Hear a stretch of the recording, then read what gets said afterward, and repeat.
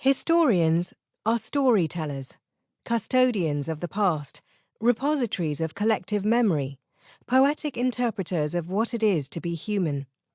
Whether explaining our present or understanding the past on its own terms, their work critically shapes how the past infuses our present.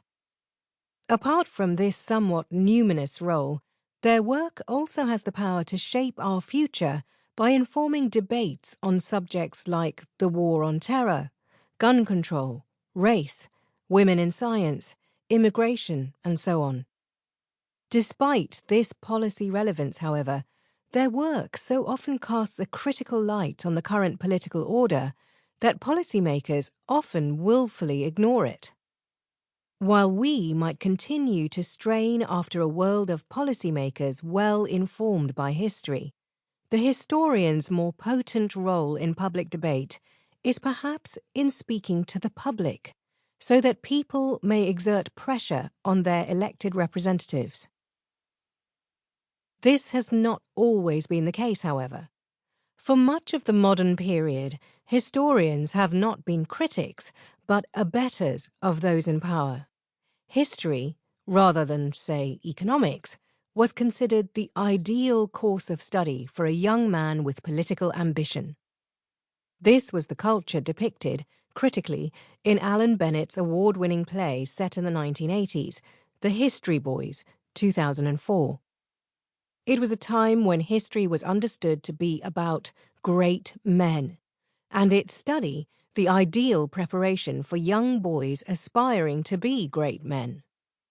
History is the school of statesmanship, in the aphoristic words of the influential Victorian historian of the Empire, J.R. Seeley. This culture was especially, but not exclusively, a British culture, as captured by Bennett's play. Historians were prominent among the architects of British power from the 18th century until very recently, as both policymakers and advisors to other policymakers. The rule of historians coincided with the era of British imperialism. The most well-known and captivating historian policymaker was, of course, Winston Churchill, the Prime Minister who led his people in their darkest hour, and who inspires endless biographical fascination year after year. This was no accident, but an artifact of the sway of a particular historical imagination in the unfolding of empire. During the Enlightenment, history emerged as an ethical idiom for the modern period, endowing historians with outsized policy-making influence, from John Stuart Mill to Churchill.